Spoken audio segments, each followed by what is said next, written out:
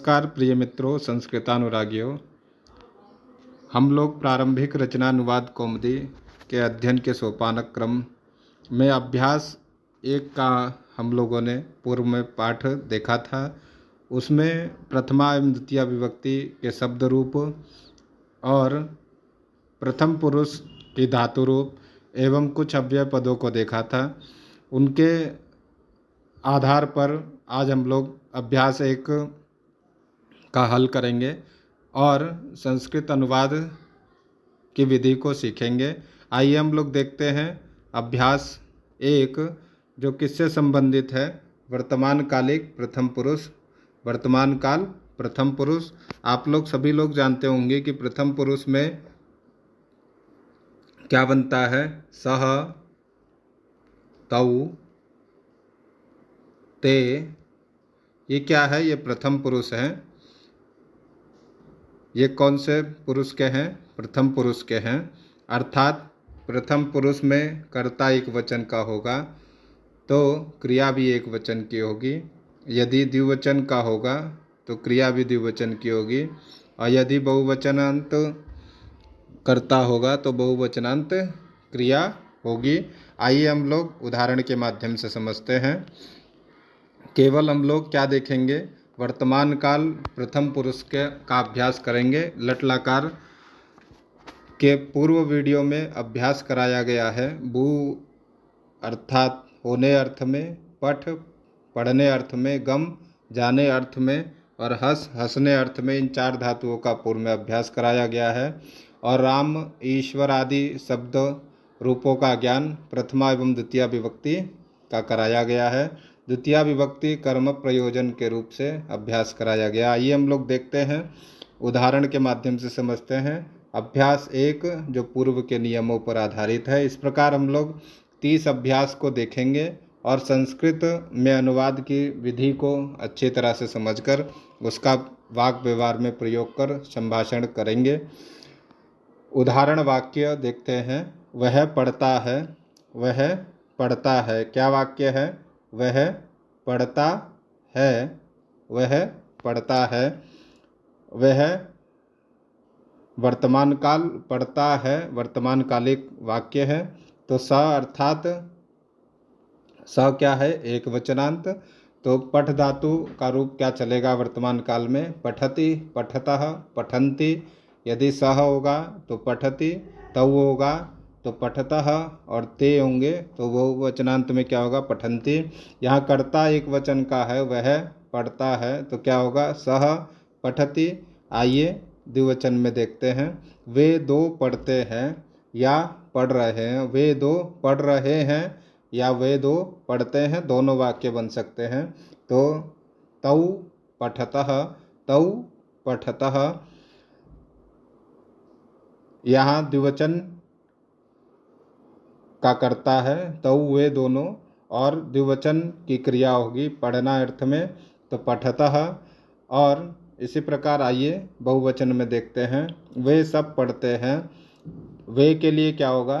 ते बहुवचन में, और पठन धातु की बहुवचनांत प्रथम पुरुष की क्रिया क्या होगी? पठन्ति। तो वे सभी पढ़ते हैं, ते पठन्ति। आइए हम लोग कुछ पूर्व के नियमों का अभ्यास करते हैं। देखिए, सह सर्वप्रथम सह, तौ, ते के साथ, सह के साथ पठन्ति, तौ के साथ पठतः, और ते के साथ पठन्ति। वाक्य बनेंगे। वह पढ़ता है, सह पठति। वे दोनों पढ़ते हैं, तौ पठतः। वे सभी पढ़ते हैं, ते पठन्ति। इस प्रकार हम लोगों ने उदाहरणों के माध्यम से समझा। आइए हम लोग आगे देखते हैं। वहाँ क्या हो रहा है? यह भी वर्तमान कालिक है। तो वहाँ अर्थ में क्या अव्यय बताया गया था? तत्र क्या होगा? किम। किम देखिए यहाँ कर्म के रूप में प्रयोग हुआ है। कह, कौ, के, किम, कौ, कान। इस प्रकार तत्र किम भवति होने अर्थ में भू धातु एक वचन में है, तो क्या होगा? तत्र किम भवति। वह वहाँ क्या हो रहा है? तत्र किम भवति। बालक वहाँ जाता है, वहाँ अर्थ में क्या होगा? तत्र। वहाँ अर्थ में क्या होगा? तत्र बालकः, बालकः तत्र, बालकः तत्र जाता है, गच्छति। बालकः तत्र गच्छति। यदि दो बालक होते तो क्या होता? बालकौ गच्छतः। और यदि बहुत सारे बालक होते तो बालकाः गच्छन्ति। वह मनुष्य हंसता है, वह मनुष्य हंसता है। वह अर्थात सह मनुष्य, मनुष्यः एक वचनांत है तो हस धातु का रूप कैसे चलेगा? हसति, हसता, हसंती एक वचन में क्या बनेगा? हसति। वह हंसता है, स हसति। आइए हम लोग अब कुछ हिंदी के वाक्यों का संस्कृत में अनुवाद करके अभ्यास करेंगे, करने का अभ्यास करेंगे। देखते हैं। देखिए यहाँ लिखा है संस्कृत बनाओ, संस्कृत बनाओ। वह पढ़ता है तो सह पठति। वह हंसता है, सह हसति। बालक पढ़ता है, बालकः पठति।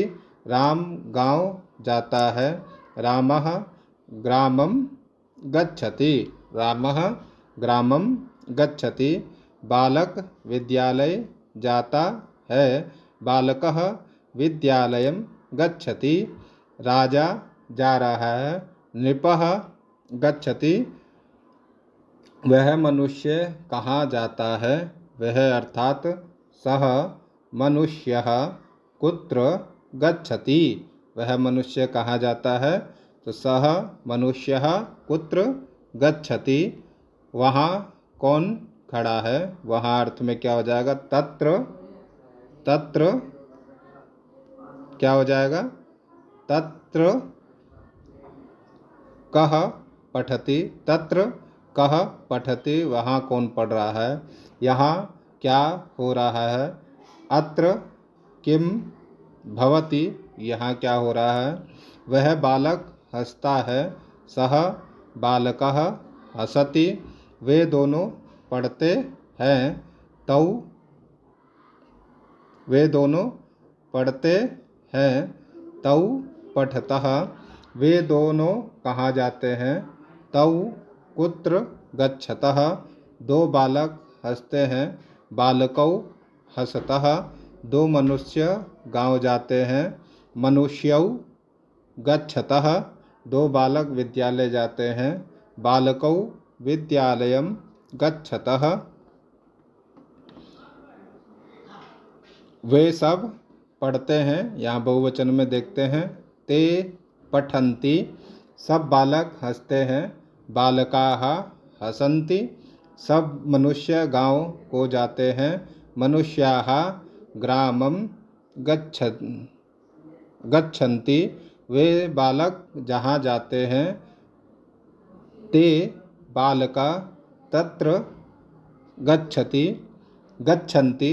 ते बालकाः तत्र गच्छन्ति। वह वहाँ हंसते हैं, तत्र हसन्ति। सब बालक पढ़ रहे हैं, बालकाः पठन्ति या सर्वे बालकाः पठन्ति। इस प्रकार हम लोगों ने संस्कृत में हिंदी के वाक्यों का अनुवाद किया। हम लोग छोटे छोटे वाक्यों की योजना कर अग्रिम अभ्यास की प्रक्रिया को जारी रख। इसी प्रकार हम लोग अनुवाद के माध्यम से संस्कृत में संभाषण कर सकते हैं। आइए अब हम लोग शुद्ध और अशुद्ध देखते हैं और उसकी पहचान करते हैं। देखिए यहाँ शुद्ध और अशुद्ध दोनों प्रकार के वाक्य लिखे गए हैं। देखिए रामः, ये अशुद्ध वाक्य हैं और ये शुद्ध वाक्य हैं। पूर्व में जो नियम बताए गए हैं पूर्व के वीडियो में, उसका भी आपको ध्यान करना एवं आपको स्मरण में रखना बहुत जरूरी है। रामः ग्रामं गच्छन्ति, राम गांव जाता है। अब यहाँ देखिए रामः रामं ग्रामः गच्छन्ति, यहाँ यह वाक्य अशुद्ध हो जाएगा क्योंकि कर्ता जब बहुवचन का होगा तो क्रिया भी बहुवचन की होगी। यहाँ कर्ता हमारा एक वचन का है तो रामः, और कर्म में द्वितीया विभक्ति होगी ग्रामम। गच्छति, रामः ग्रामं गच्छति, यह शुद्ध वाक्य। रामः ग्रामं गच्छति यह शुद्ध वाक्य है। नियम 1 और 3 के पूर्व वीडियो में है, आप लोग देख सकते हैं। आइए देखिए, तौ पठतः, तौ पठति, यहाँ द्विवचन का कर्ता है तो क्रिया भी द्विवचन की होगी, तो क्या बनेगा? तौ पठतः। नियम 1 में बताया गया है। बालको विद्यालयः गच्छन्ति, यहाँ बालको रूप नहीं बनता है, बालकौ विद्यालयं गच्छतः। यत्र गच्छन्ति तत्र हसति, यहाँ देखिए यत्र अर्थात जहाँ जाते हैं वहाँ हंसते हैं, यहाँ बहुवचन है तो यत्र गच्छन्ति तत्र हसन्ति, यह शुद्ध बनेगा। इस प्रकार हम लोगों ने शुद्ध और अशुद्ध का ज्ञान किया। शुद्ध करिए और नियम बताइए। आपको एक पेन और कॉपी के अभ्यास के लिए रखना आवश्यक है, उसमें अभ्यास करेंगे तो आपको सरलता से संस्कृत में प्रवेश की विधि को आप लोग अनुवाद के माध्यम से सीखेंगे। सह पठतः,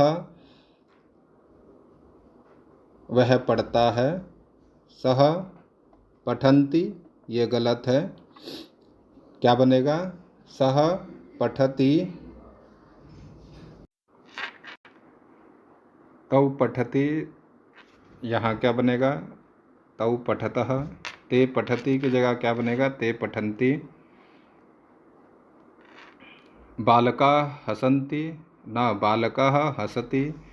सः गच्छन्ति, सः गच्छति। रामः ग्रामः गच्छन्ति, रामः ग्रामं गच्छति, यह शुद्ध वाक्य होगा। ते किं पठति, ते किं पठन्ति, यहाँ बहुवचन के साथ क्या होगा?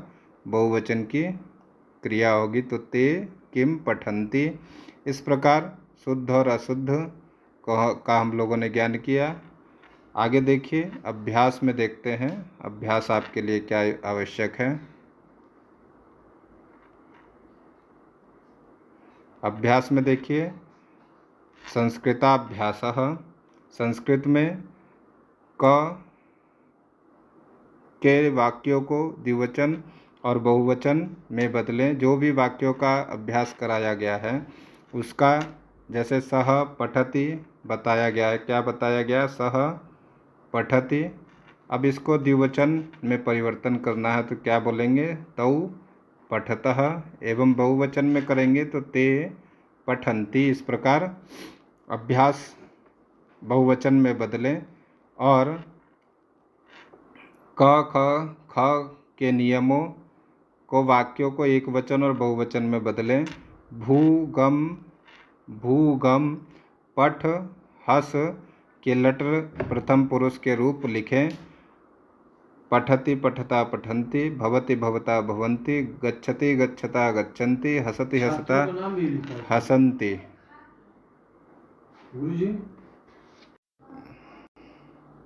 इस प्रकार धातु में क्या करना है? प्रथम पुरुष के रूपों को लिखकर क्या करना है? हमें अभ्यास करना है। तो उसमें जो पूर्व के नियम में 4 धातुएं बताई गई हैं उसका यहाँ नाम दिया गया है। भू, क्या क्या बताया गया है? भू, पठ, गम, हस, ये 4 धातुएं बताई गई हैं। इनका प्रथम पुरुष में केवल रूप हम लोग को लिखकर अभ्यास करना है, क्योंकि आगामी अभ्यास में हम लोग मध्यम पुरुष और उसके बाद उत्तम पुरुष का क्रमशः अभ्यास करेंगे। और राम शब्द के प्रथमा और द्वितीय विभक्ति का क्या करना है? हमें रूप लिखकर अभ्यास करना है। राम, बालक, मनुष्य, नृप, ग्राम, और ग्राम शब्द का प्रथमा द्वितीय विभक्ति में जो राम के समान रूप चलेंगे उनका अभ्यास करना है। प्रथमा और द्वितीय विभक्ति का और वाक्य बनाना है। एक कॉपी और पेन आप लोग लेकर इनका वाक्य बनाएंगे। पठति जैसे सह पठति, ते पठन्ति, ते गच्छन्ति, ते गच्छन्ति, सः हसति, कः अस्ति, सः किं करोति, अत्र बालकः अस्ति, यत्र नृपः गच्छति, तत्र कार्यं करोति, सः कुत्र गच्छति, इस प्रकार वाक्य योजना बनाएं। इसी प्रकार आप लोग एक उत्तर पुस्तिका में क्रमशः लिखते जाएंगे तो आपको संस्कृत अनुवाद की विधि और संस्कृत भाषा में संभाषण करने में आसानी होगी। अब अगले वीडियो में हम लोग मिलेंगे मध्यम पुरुष के साथ और शब्द रूप के अग्रिम विभक्तियों के साथ। नमस्कार।